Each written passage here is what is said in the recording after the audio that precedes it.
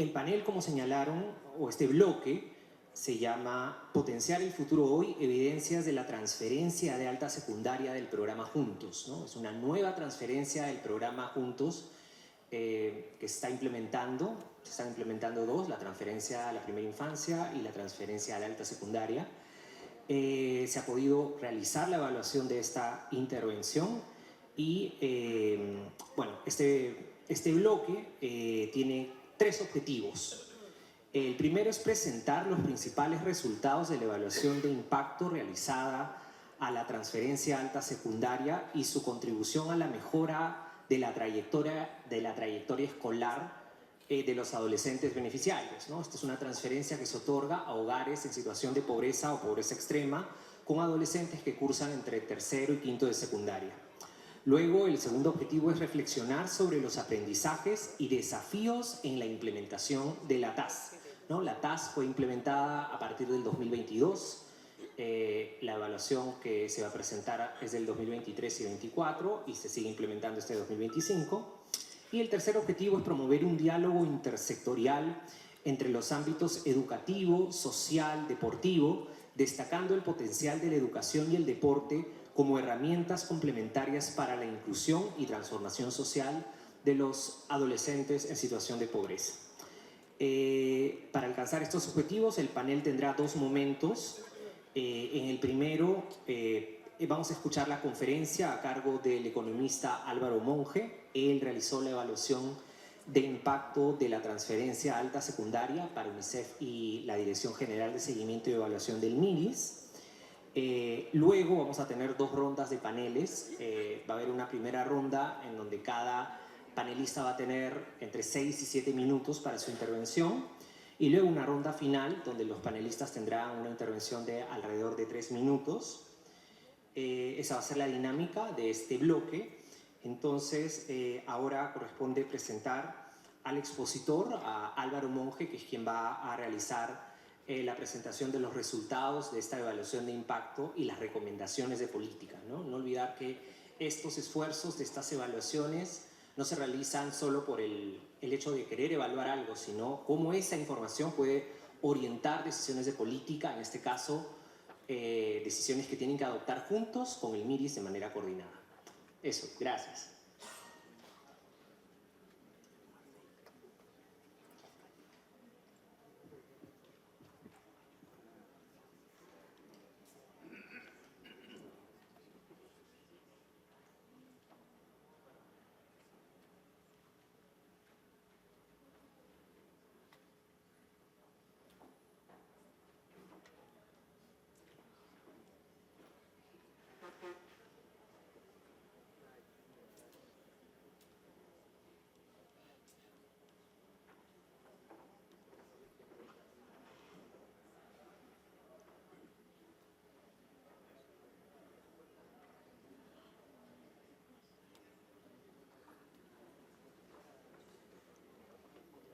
Bueno, ya me dieron todas las indicaciones para no cometer ningún error técnico, así que bueno, primero que nada, muchas gracias por la invitación. Quiero agradecer al Ministerio de Desarrollo e Inclusión Social y quería retomar un poco las palabras que decía Aníbal hace unos minutos, ¿no? En donde básicamente gran parte de la cultura que ha desarrollado el MIDIS tiene que ver con el tema de tomar decisiones basadas en evidencia.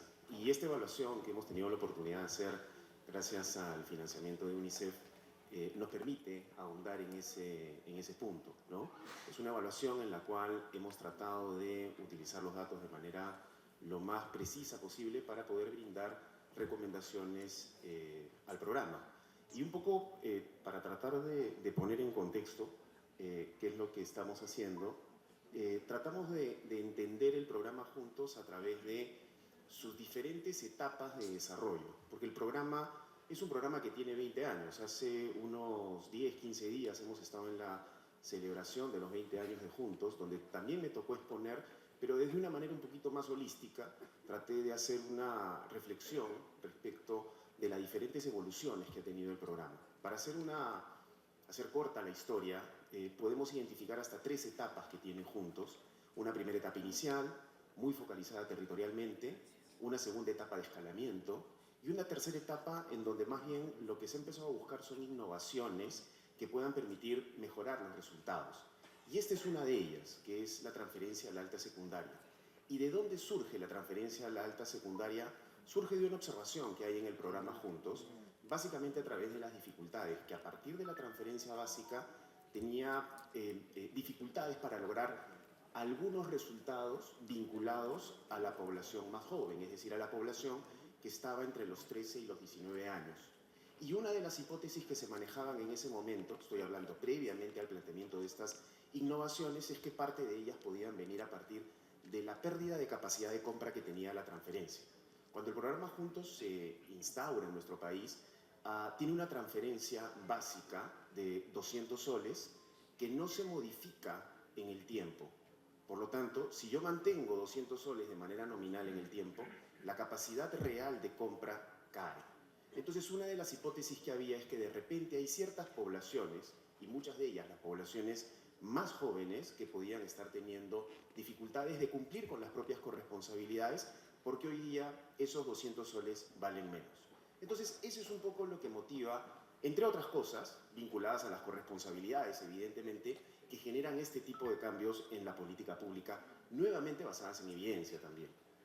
Entonces, viene este programa. ¿Y qué es lo que propone el programa o qué es lo que propone la transferencia alta secundaria? Es incrementar un poco esa transferencia, pasar a 80 soles mensuales y también el momento en el cual se entrega la transferencia, porque se entrega en el bimestre posterior al cumplimiento de las corresponsabilidades educativas, que como vamos a ver en un minuto, también cambian esas corresponsabilidades, básicamente para poder proponer un marco conceptual bastante más rico que nos permita alinearnos a los objetivos que estaba buscando en este grupo poblacional. ¿Quiénes son los beneficiarios? Obviamente, por alta secundaria nos enfocamos en la población joven dentro de los beneficiarios de Juntos, que son aquellos estudiantes de tercero, cuarto y quinto de secundaria.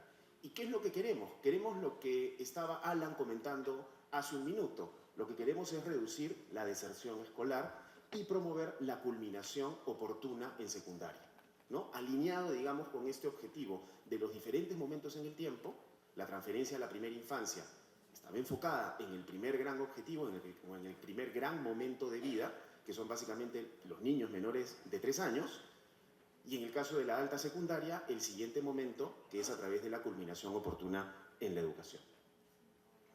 Entonces, dicho ese contexto, hay dos innovaciones adicionales que vale la pena tomar en cuenta, que son las diferencias entre las corresponsabilidades que pedía la transferencia base, que son básicamente la matriculación y la asistencia escolar con un máximo de 3 faltas, y que probablemente aquellos que hemos tenido la oportunidad de leer un poco los manuales de Juntos, más o menos las conocemos.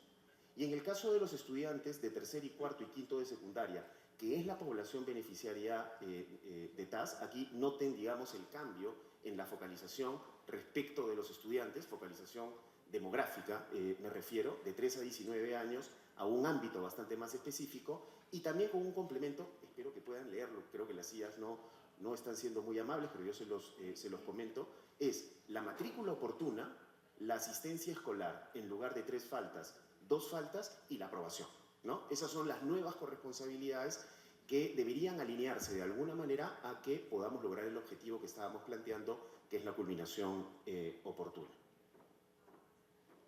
Entonces, la TAS, como se conoce a esta innovación, básicamente lo que hace es implementarse en un primer momento a través de una estrategia focalizada, lo cual también es una manera bastante responsable de iniciar las implementaciones por parte de los programas. Es decir, voy a empezar en un ámbito focalizado, relativamente pequeño, en el cual voy a experimentar para poder evaluar y luego decidir si es que esta idea que tenemos conceptual supera las pruebas de evaluación para poder proceder con un escalamiento. Y eso es básicamente lo que se hizo. Se eligieron 21 distritos con alta deserción escolar y se dividieron esos distritos de manera aleatoria en 2 grupos.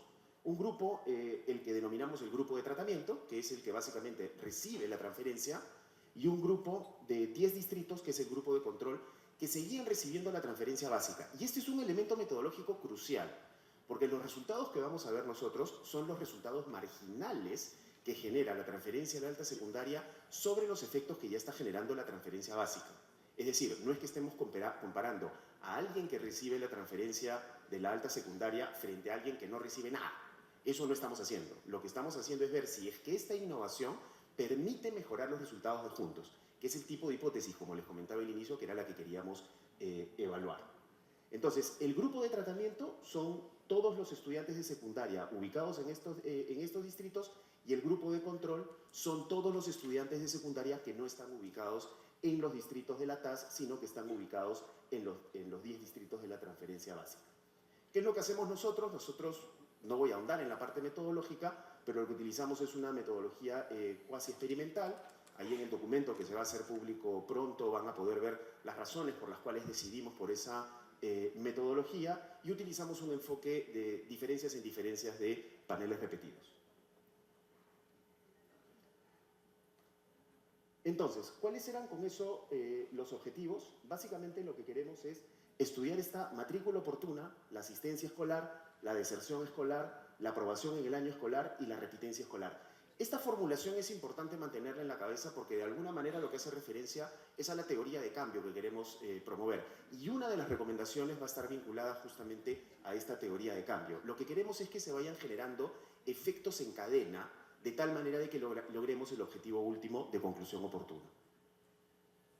La metodología, como ya les comenté, es la de diferencias en diferencias, y estos son los indicadores que vamos a trabajar. En términos técnicos, el tipo de indicador de impacto que vamos a ver es el indicador de intención a tratar. No es el indicador de tratamiento en las personas que directamente participaron en el programa, sino es una intención de tratamiento, de tal manera de que nuestros resultados contemplan potenciales errores de focalización o de recibir efectivamente el beneficio que estábamos tratando de dar.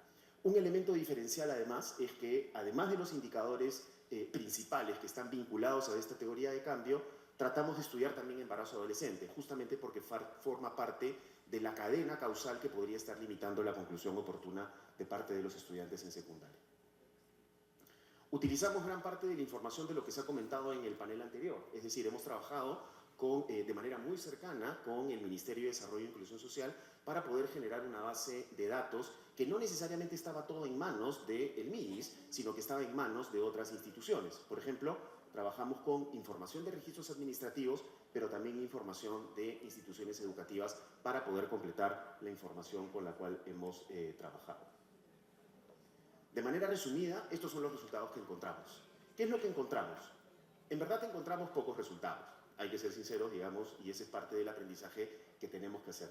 De toda la cadena causal teníamos indicadores de matrícula oportuna, indicadores de deserción escolar, aprobación escolar, repitencia escolar, asistencia escolar y embarazo adolescente. Los que están en azul son aquellos en los cuales logramos conseguir resultados significativos, resultados en el sentido correcto, y además que eran robustos a las diferentes pruebas de falsificación. Porque cuando uno hace evaluación de impacto, uno no busca el resultado o no busca validar la hipótesis, sino lo que uno normalmente hace es tratar de falsear la hipótesis con la cual estás partiendo a hacer la evaluación. Es decir, yo como investigador lo que tengo que hacer es buscar todos los métodos posibles para poder invalidar la hipótesis que estoy tratando de probar. A eso se llaman los métodos de falsificación. Esos métodos de falsificación fueron los que se incluyeron, y aquellos resultados que superaron todas esas pruebas de robustez son los que están en azul. Es decir, logramos encontrar resultados positivos en aprobación y repitencia escolar. De esa manera, la conclusión más importante que tenemos en el documento es en el cual decimos que la intervención a la alta secundaria logró generar efectos básicamente en promover la aprobación escolar, que está vinculado a una de las corresponsabilidades, y reducir evidentemente la repitencia escolar, que es un indicador bastante correlacionado con el primero. ¿Dónde no encontramos resultados? Ni en matrícula oportuna, ni en deserción escolar, ni en asistencia, ni en embarazo adolescente. Estos son los resultados porque adicionalmente lo que uno normalmente hace cuando hace estas evaluaciones de impacto y dice, ok, encontré los resultados más o menos en el sentido que quería encontrarlos, pero estos en términos numéricos ¿son relativamente altos o son relativamente bajos? Para eso lo que normalmente hacemos es un análisis de benchmark. O sea, se han implementado programas parecidos en realidades que sean más o menos parecidas a la peruana y qué resultados han encontrado.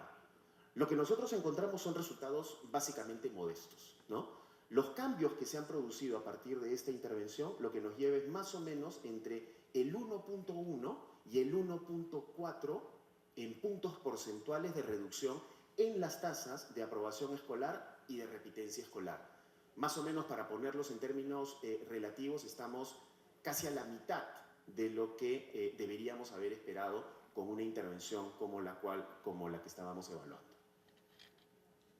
Ahora, estos, digamos, son los resultados promedios.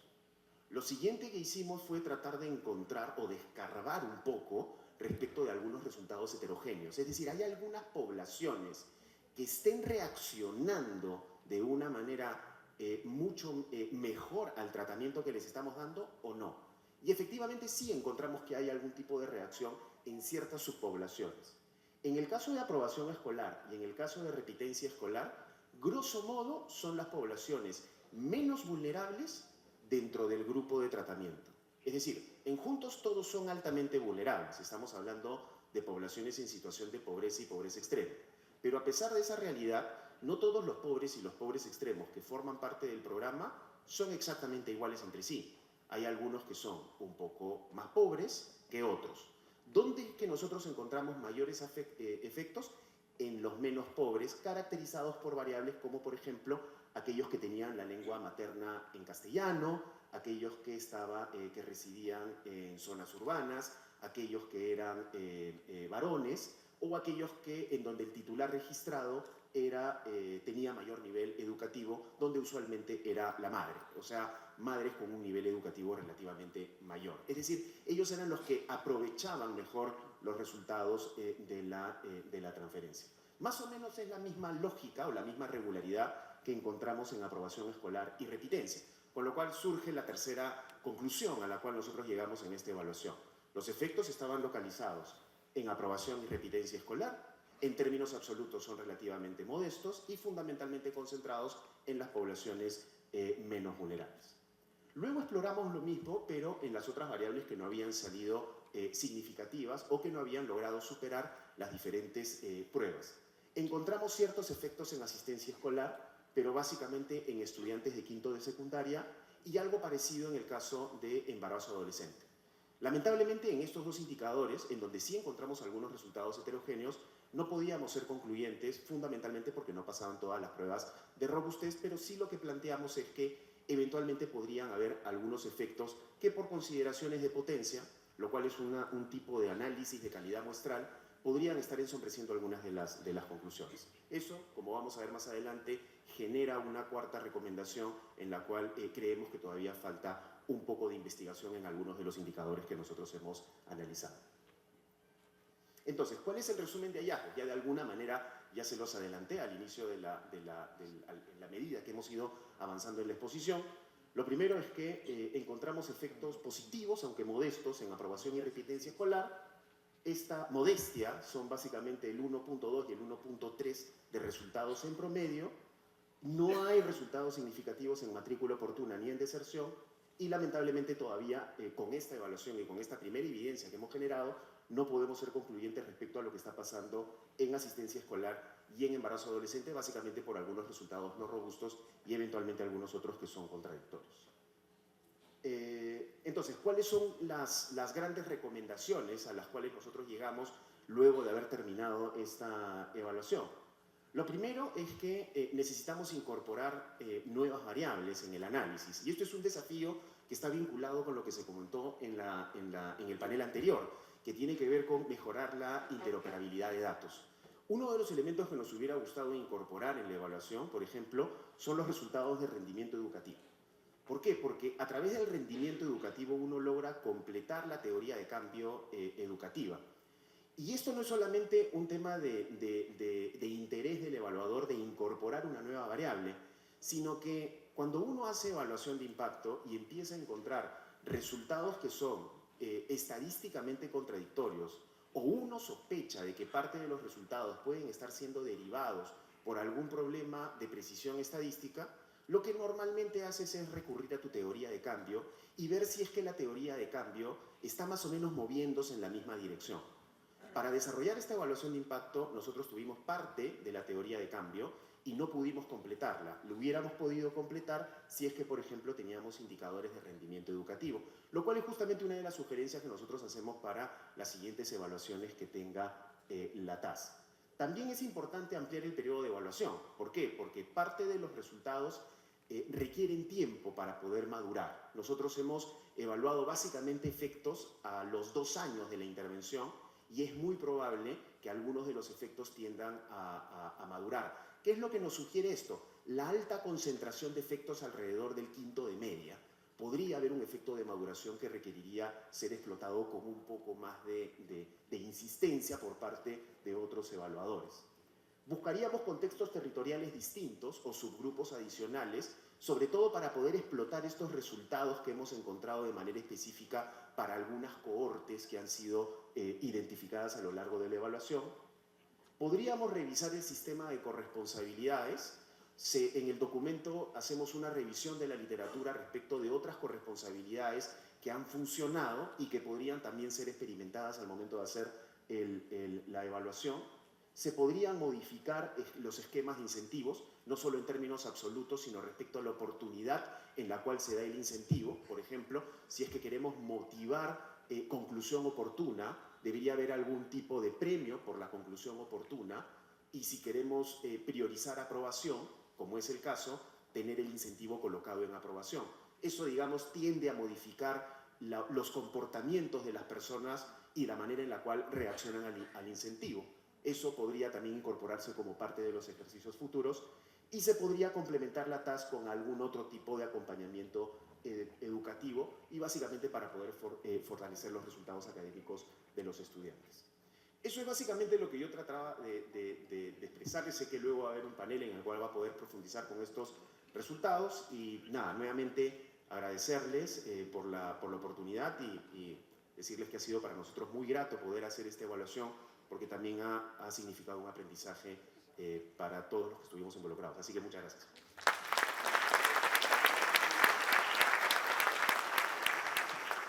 Muchas gracias al doctor Álvaro Monge por la presentación que ha realizado.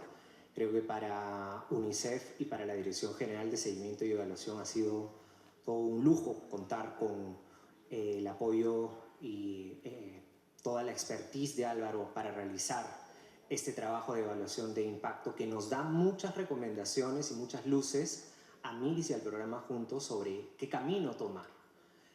A continuación vamos a realizar el panel.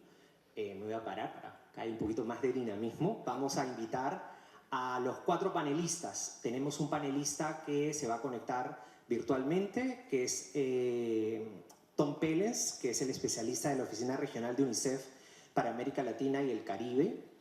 El segundo panelista, que lo invitamos a sentarse aquí en la mesa donde se va a realizar el panel, es Julio César Puntriano Suárez. Lo invitamos, asesor en la implementación de la Política Nacional de Actividad Física, Recreación, Deporte y Educación Física del IPD. Lo invitamos aquí, por favor. Nuestra tercera panelista es Lucía Espesúa. Ella es directora de la Unidad de Estudios Sociales e Investigación del PRONAVEC. Bienvenida, Lucía. Y nuestro cuarto panelista es Paul Neira del BEN. Él es especialista en política educativa, innovación y reformas de sistemas educativos, fundador y director general de The Learning Factor. Bienvenido, Paul, también. Ahora sí, el panel está completo. Y para cada panelista, en este primer bloque del panel, tenemos una pregunta orientadora.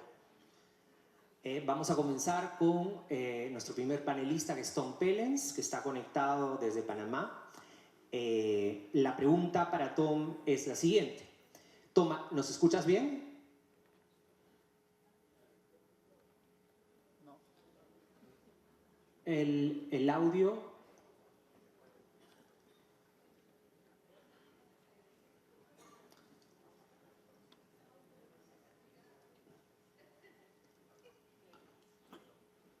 A Tom no lo estamos escuchando. ¿Podrían ver a ver si hay algún tipo de problema con el audio?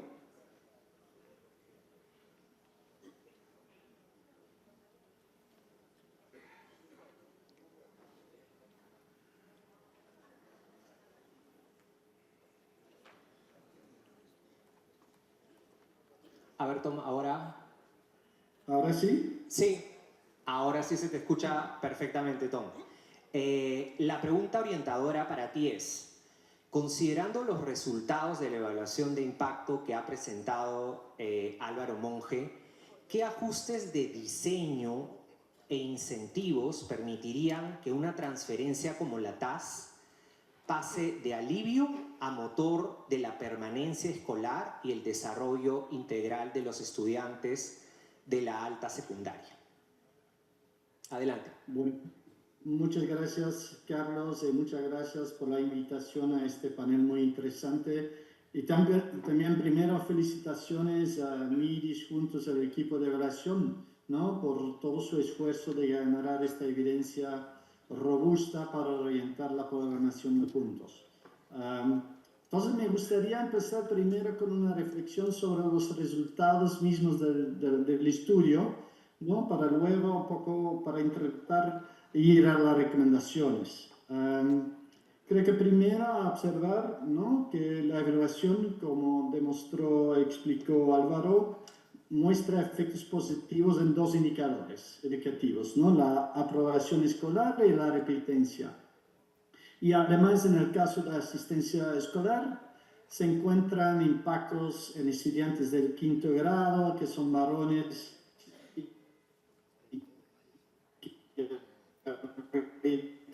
Estos resultados modestos son buenas noticias, sobre todo si consideramos también que las tasas de aprobación ya eran bastante altas, ¿no? Más o menos 90%, y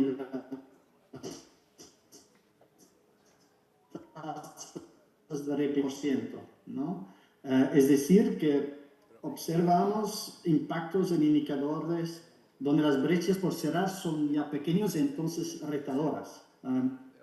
También en este mismo sentido, el análisis de las brechas por cerrar es relevante para interpretar los no impactos en otras variables de interés, ¿no? Como la deserción. Los evaluados, la deserción escolar tiene un valor que fluctúa entre 1 y 2%, ¿no? Es cierto, sí o sí, no solo para una intervención como la TAS, sino también para cualquier otra intervención que persigue este mismo objetivo. Y además,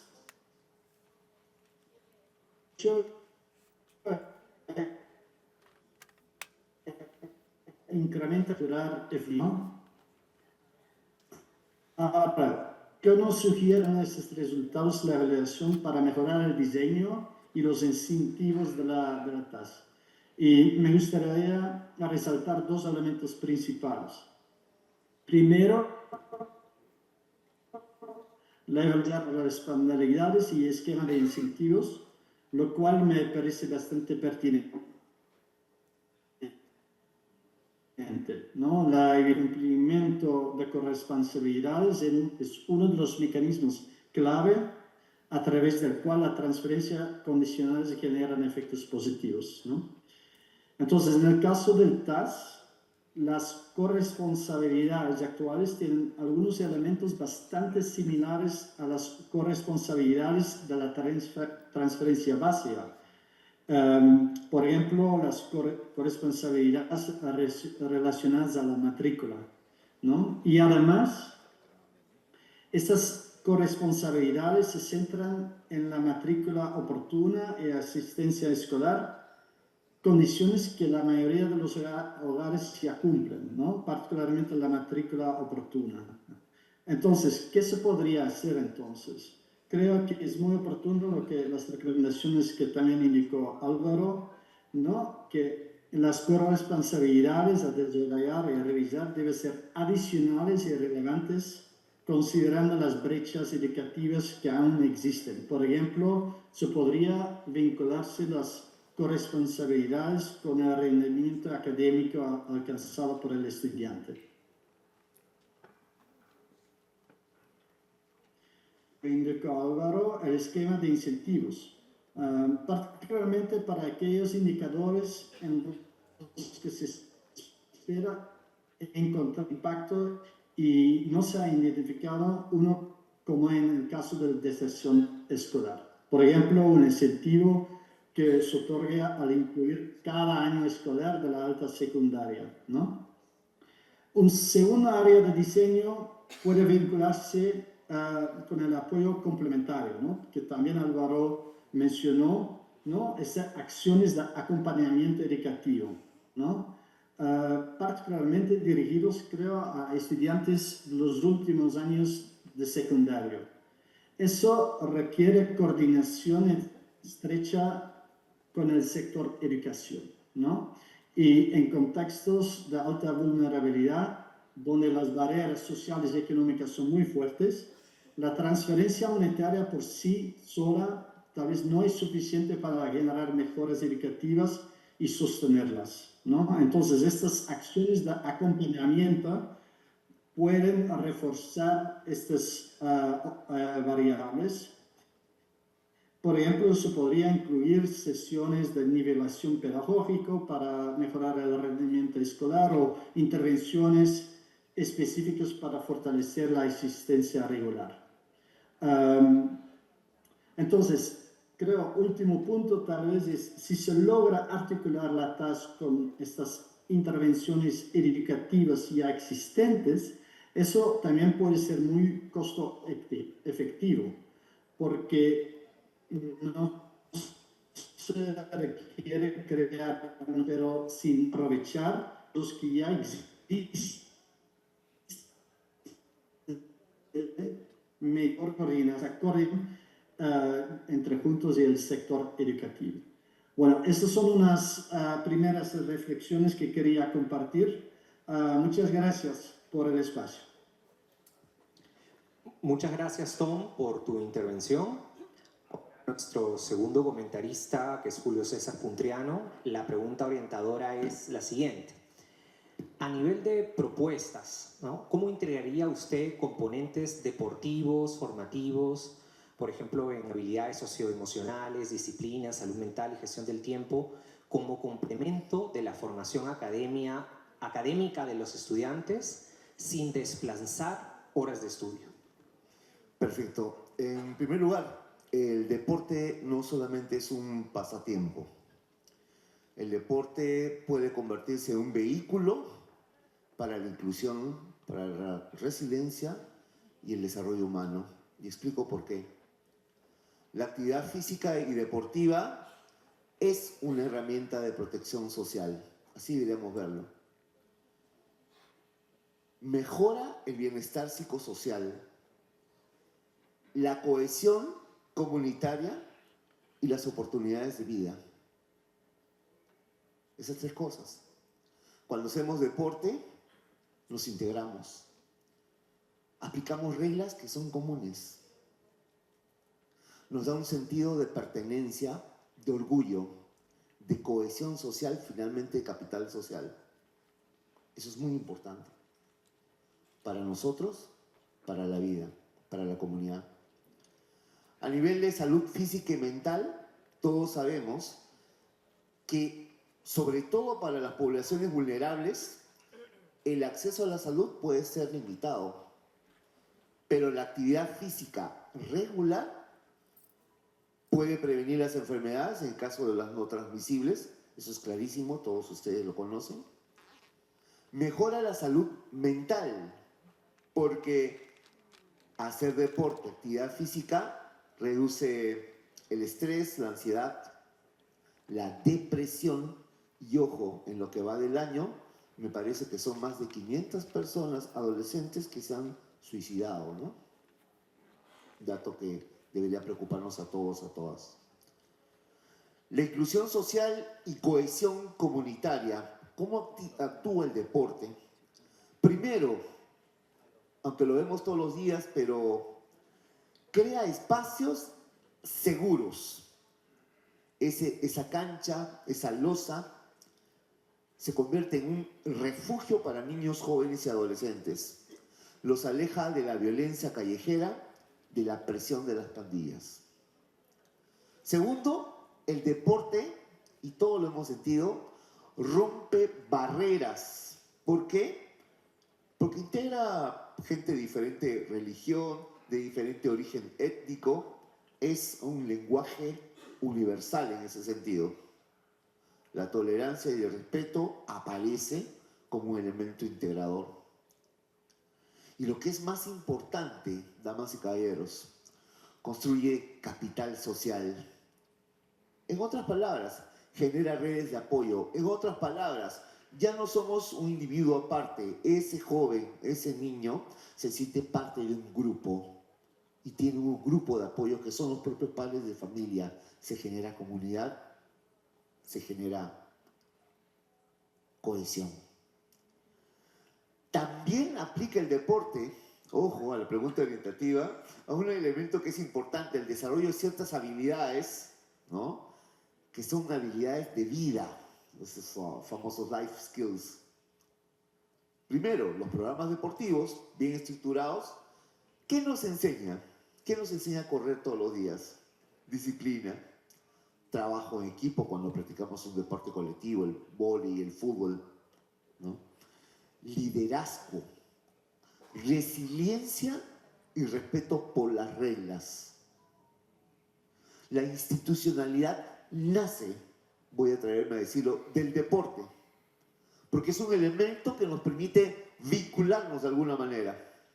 Y lo otro, que es necesario, el empoderamiento, especialmente, atención, de las mujeres y las niñas. Miren esas campeonas mundiales que tenemos en lo que es, ¿no es cierto? Ahora, en educación, que hemos estado viendo aquí, es un espacio bastante oportuno y adecuado para hablar sobre derechos humanos, para ver el tema de sexualidad, de prevención de la violencia. Y lo que es la inserción escolar, esos jóvenes que practican deporte pueden tener las puertas abiertas para las becas educativas y otros.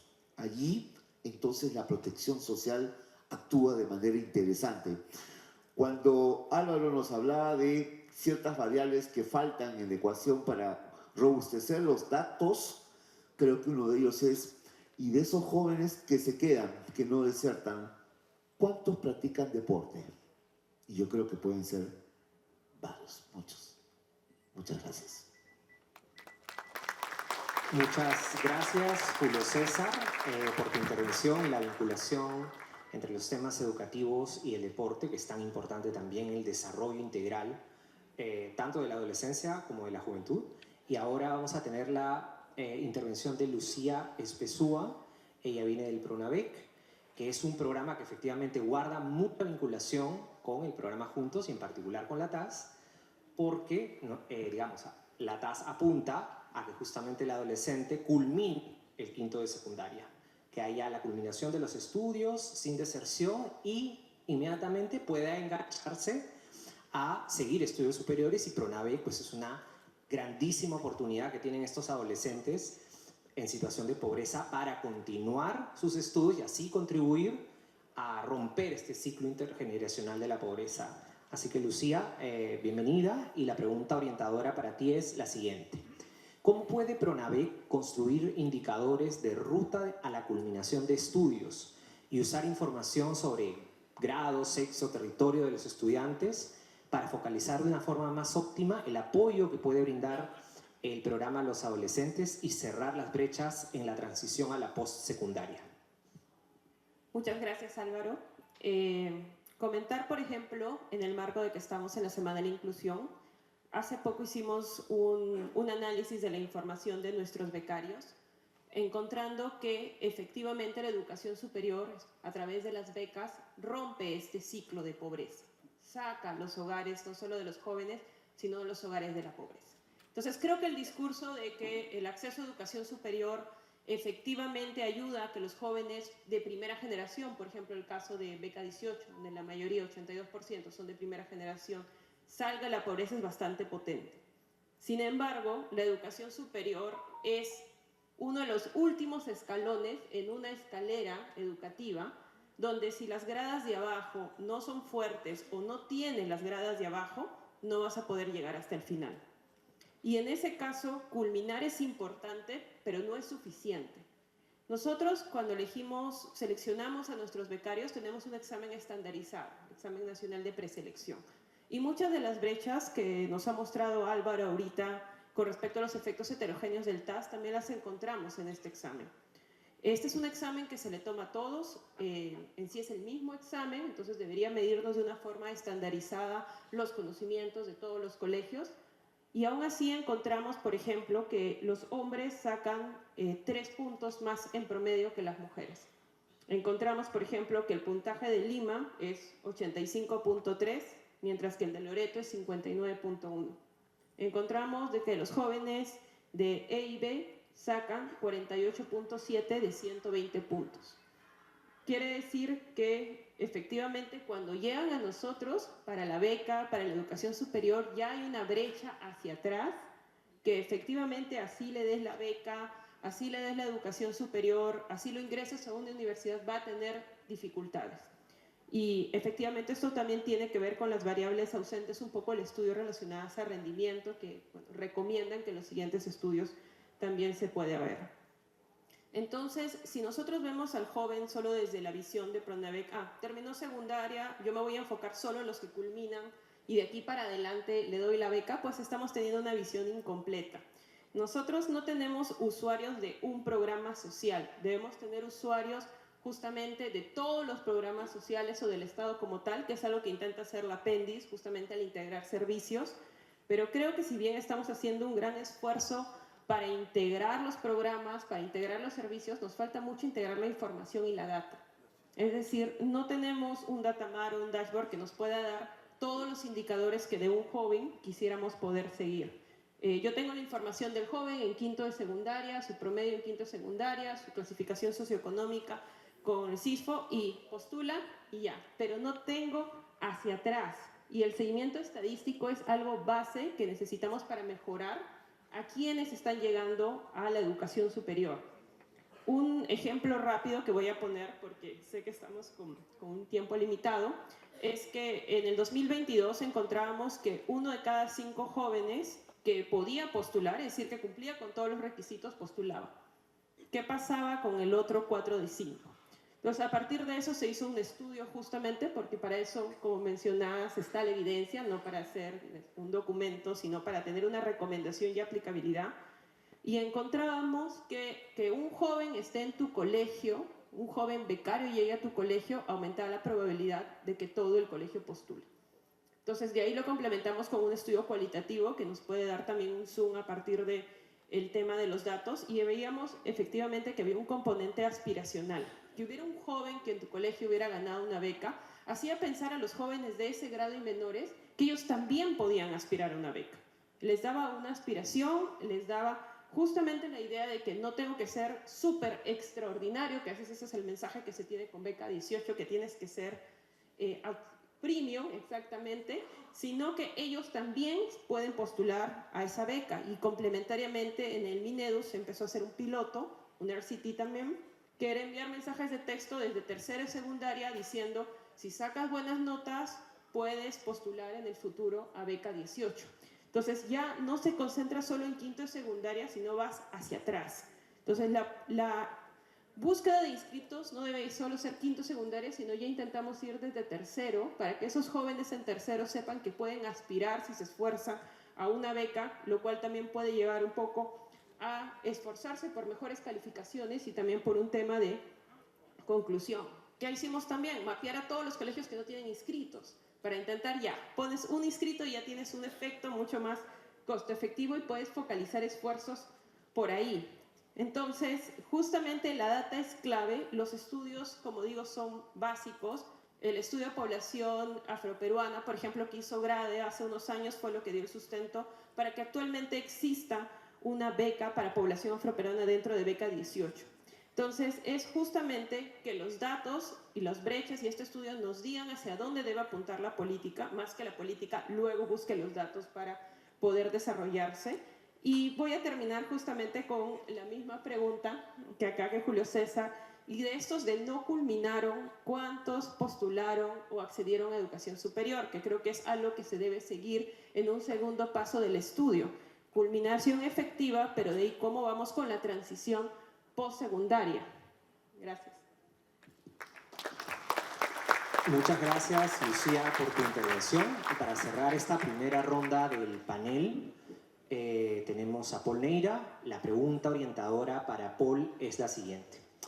¿Qué arquitectura de incentivos, esto es, hitos de aprendizaje, indicadores de asistencia, aprobación, deserción escolar, etcétera, y qué datos interoperables recomendaría para transformar las trayectorias educativas en contextos de vulnerabilidad?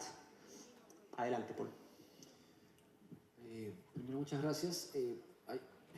Hay varios temas que tienen que tocarse. El primero es que un estudiante que llega a quinto secundaria ya es un estudiante resiliente.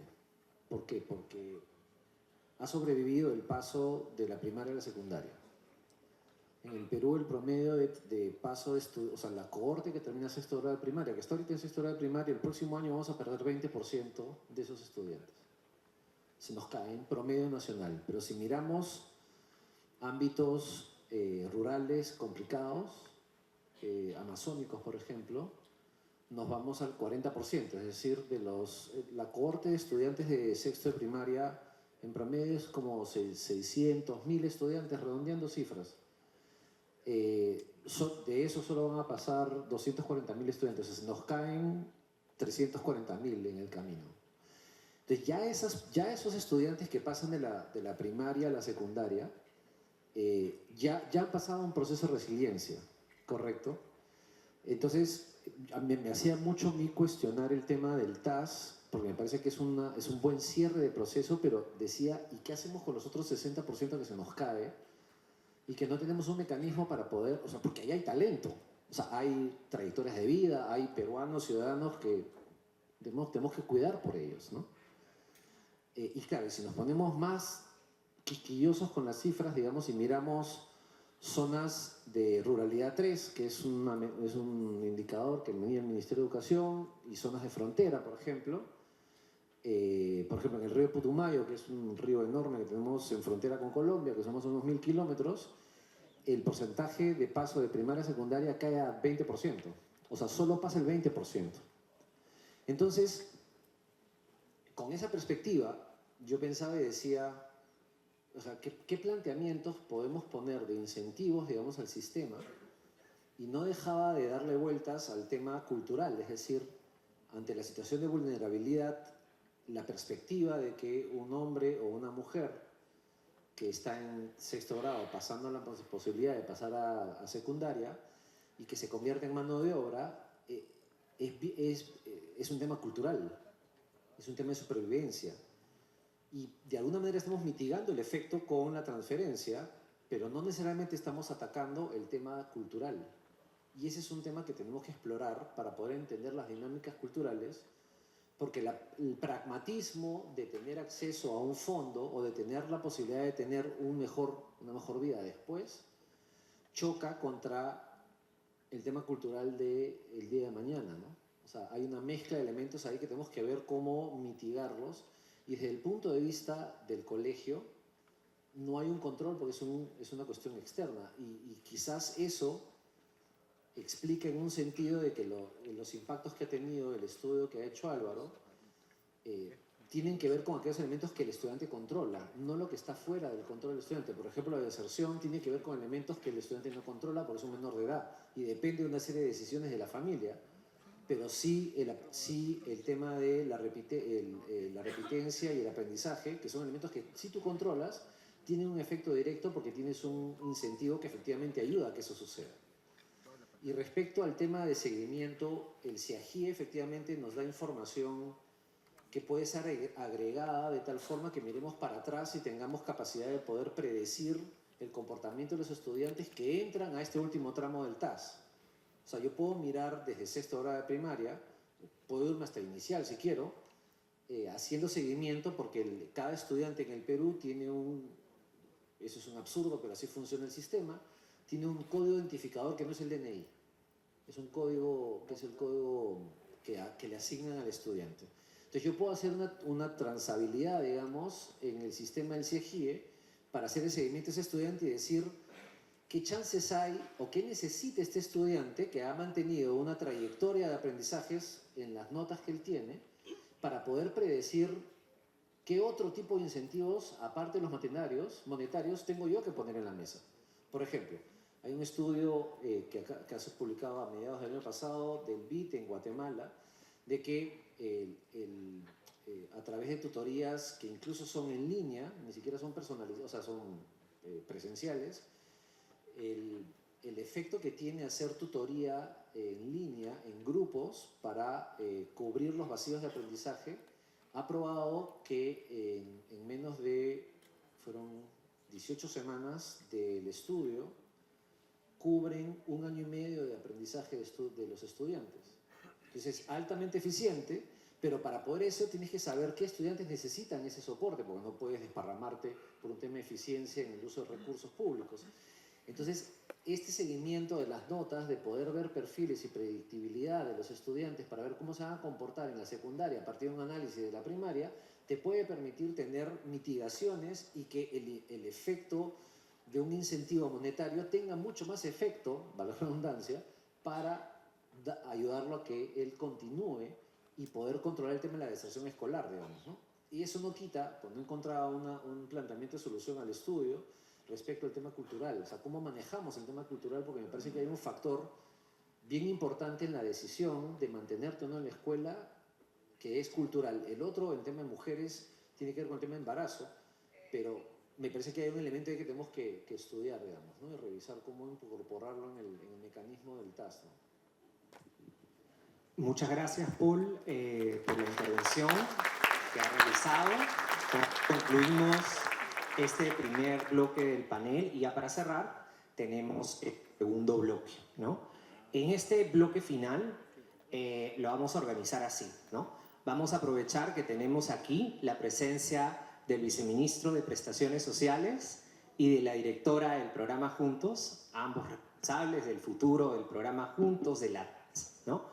Entonces pediría a cada uno de los panelistas que se dirijan a ellos y presenten sus ideas fuerzas que ustedes quieren transmitirles a estas dos personas y las recomendaciones que tienen para ellos sobre qué hacer con la TAS y alguna recomendación general vinculada también al programa Juntos.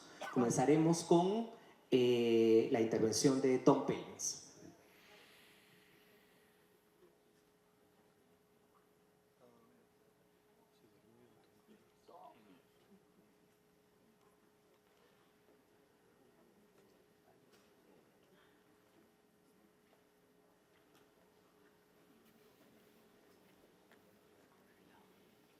Creo que estamos teniendo sí problemas de conexión. No sé si es la conexión de Tom o es la conexión acá de la oficina, del auditorio.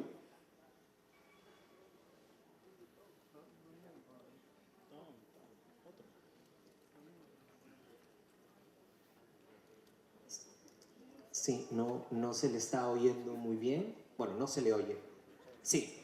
Mientras solucionamos este tema del audio, vamos a guardar la intervención de Tom para el final. Entonces, la segunda persona en intervenir ahora es el representante del IPD.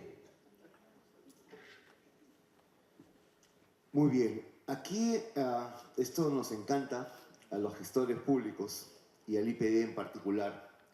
Nosotros venimos impulsando un modelo integral de desarrollo deportivo. Se han visto algunos avances el año pasado y este. Hay un elemento que es importante para nosotros, que es la masificación deportiva, que alcanza a todos, alcanza a población vulnerable. Tenemos un convenio y una alianza estratégica muy importante con el ente rector que ve el tema de discapacidad. también lo hemos visto a propósito del alto rendimiento y hay un procedimiento, un proceso muy fuerte de fortalecimiento institucional. Pero aquí quiero dejar un poquito la ayuda y quería plantear, y aprovechando que el señor viceministro está presente, es que tenemos que caminar a eso que se conoce en otras latitudes como transsectorialidad. Hay una cadena de producción, vamos a decirlo así, de protección social.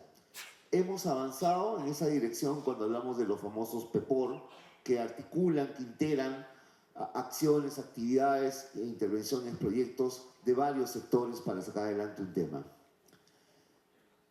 Un elemento importante que puede vincular salud, educación, protección social es el deporte, señor viceministro. No tiene usted idea la cantidad de niños, niñas, y este año el IPD puede mostrar cifras muy interesantes que practican deporte. Por ejemplo, en la Academia IPD, fíjese usted, tenemos 29.495 niños y jóvenes, de los cuales identificamos a 270 talentos promisorios y que en los últimos Juegos Deportivos Nacionales que acaba de terminar, porque eso ha sido hace un par de semanas, han participado 1.700 atletas de 21 regiones del país. Muchos de ellos irán a los bolivarianos, a los panamericanos y al mundial. Fíjese usted. Y esta estrategia, por ejemplo, nos ha permitido lograr, por ejemplo, con la intervención Actívate, con el IPD, 74.542 personas que participan activamente del programa. ¿Qué quiero decir? Que en los programas sociales del MIDIS, y a propósito de lo que estábamos hablando, tocabas tú el elemento cultural, el deporte es parte de la cultura. Y eso está muy metido en todo el Perú. ¿Cómo hacemos para imbricar ese tema? Porque entendemos que el que practica deporte es disciplinado, el que practica deporte sigue reglas, el que practica deporte ocupa su tiempo libre en algo que puede promoverlo en la vida. Entonces, creo que está clara la sugerencia y ojalá lo tomen, podamos incluir ese tema porque es muy potente y le estamos dando mucho impulso desde el IPD. Muchas gracias. Muchísimas. La palabra que han dicho bastante durante todo el evento ha sido multisectorial. Y de hecho, lo mencioné, mejorar la trayectoria post-educación es un trabajo multisectorial. Lo mencionó usted, viceministro, en la mesa anterior, cuántas miles de becas se lograron gracias al trabajo articulado que hubo entre Pronavec y los programas sociales.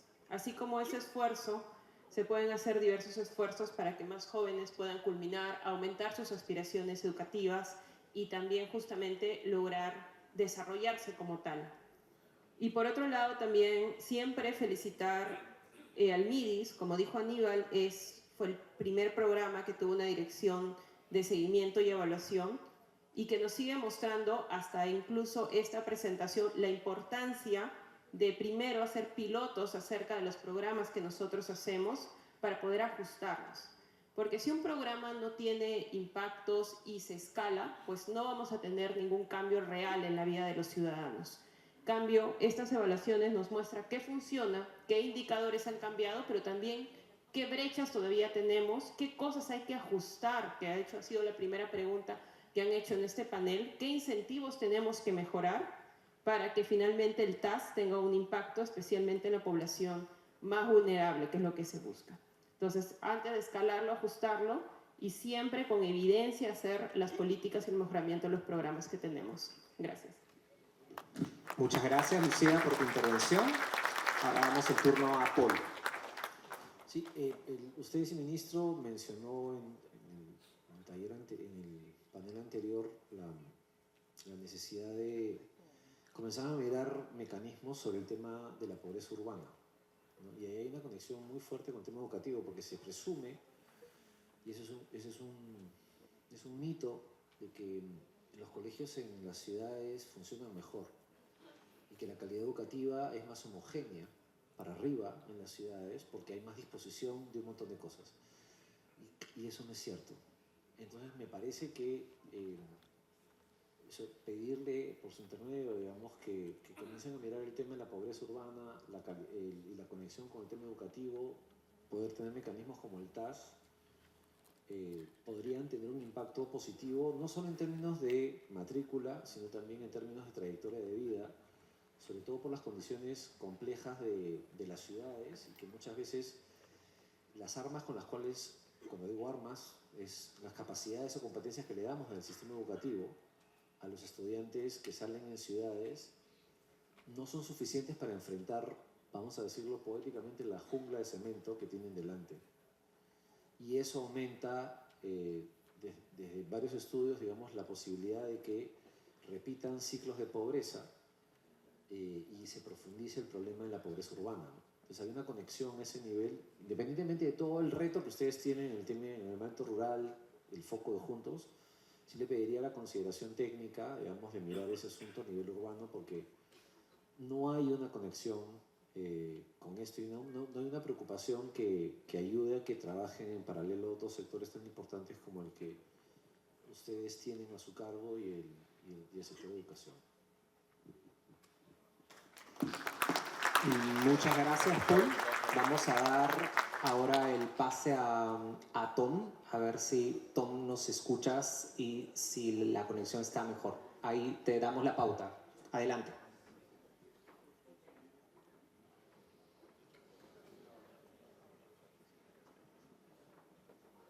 Se le ve bien, pero no se escucha.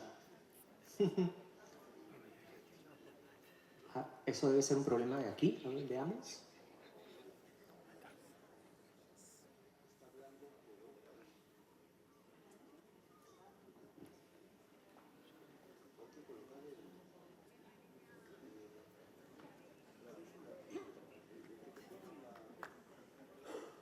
Sí, Tom, no te estamos escuchando.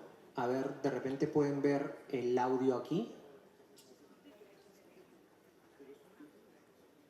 ¿Mm? Sí.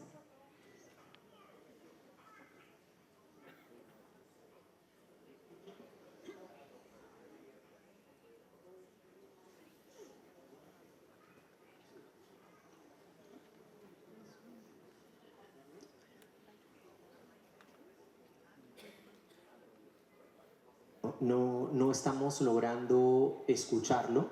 Lamentablemente, creo que no vamos a poder solucionar este tema técnico. Entonces, sí, ya para concluir la moderación de este panel, agradecemos a los panelistas que han podido participar el día de hoy. Yo solo voy a aprovechar para dar las palabras finales, ¿no? También aprovecho los minutos para dirigir al viceministro de Prestaciones Sociales y a Orfelina Paz, y la directora del programa Juntos. La evaluación y los resultados que ha compartido Álvaro deben guiar acciones concretas, ¿no? En este caso, recomendaciones. Hay recomendaciones puntuales para el programa Juntos, ¿no? La buena noticia es, por un lado, que sí se han encontrado impactos en determinadas variables, como repitencia y aprobación, y en estas variables las brechas, como señaló Tom, son difíciles de cerrar, es decir, son pequeñas. Y a pesar de eso, el programa, la TAS, ha logrado impactos positivos en estas variables, ¿no? Ello tiene que, digamos, reforzar, felicitar al programa Juntos por estos impactos, pero también es una oportunidad para optimizar el esquema de responsabilidades, porque hay variables donde se esperaban encontrar impactos y, como presentó Álvaro, no se identificaron los impactos, ¿no? Eso hay que verlo como una oportunidad para optimizar el esquema de incentivos que tiene la TAS. ¿Y qué me refiero con ello? Con las corresponsabilidades que tiene la TAS, la frecuencia en la entrega de los pagos, el monto de los pagos, y ver la posibilidad de incluir algunas variables que también serían relevantes que la TAS se plantee como objetivo mover, ¿no? Como el atraso educativo, el rendimiento escolar, etc., ¿no? Es una gran oportunidad. Yo creo que los resultados que se muestran es a una intervención que se ha podido medir los impactos el 2023, 2024, estamos en 2025, el programa Juntos y el MIDIS tienen toda la información para poder replicar próximamente y ver qué impactos hubo el 2025 y si son similares a lo que se encontró el 2023 y 2024. Y cerraría mi intervención nomás con la importancia de vincular la TAS con el sector de educación, ¿no? No solo por el tema de que la data que se utiliza para medir el impacto de las variables como permanencia, asistencia, deserción, provienen del sector de educación, provienen del CIAGIE, ¿no? Y con Álvaro Monge, el equipo de UNICEF, el equipo de la Dirección General de Seguimiento y Evaluación, el equipo de Juntos, pues ha sido todo un reto tener esa data, poder hacer el match correspondiente para poder realizar la medición de impacto, ¿no? Hay una oportunidad para fortalecer esos lazos con el CIAGIE, para tener toda esa información oportunamente y se pueda utilizar para medir los impactos sobre las variables que se han utilizado, ¿no? Sobre las variables sobre las cuales se ha medido el impacto. Y finalmente, la vinculación con el Minedu es clave por el tema del acompañamiento educativo, ¿no? Si queremos tener un impacto en la deserción escolar, ¿no? Que es uno de los principales objetivos que persigue la TAS, se requieren articular intervenciones, ¿no? Como la TAS y todo el trabajo que realiza el sector de educación, es decir, el Minedu, los gobiernos regionales, las UGELes, las escuelas, los docentes, la familia, para que efectivamente se puedan obtener resultados ambiciosos en estas variables tan relevantes como la deserción escolar y la culminación de la secundaria y así contribuir a la reducción de la pobreza y romper ese ciclo de la pobreza intergeneracional. Con eso concluiría. Muchas gracias a todos que nos han acompañado y felicidades por esta Semana de la Inclusión Social. Agradecemos la valiosa participación de nuestro moderador y panelistas que nos han inspirado a reconocer que la educación y el deporte son motores de transformación, inclusión y desarrollo humano sostenible. Vamos a brindarles un fuerte aplauso y agradecerles por su presencia.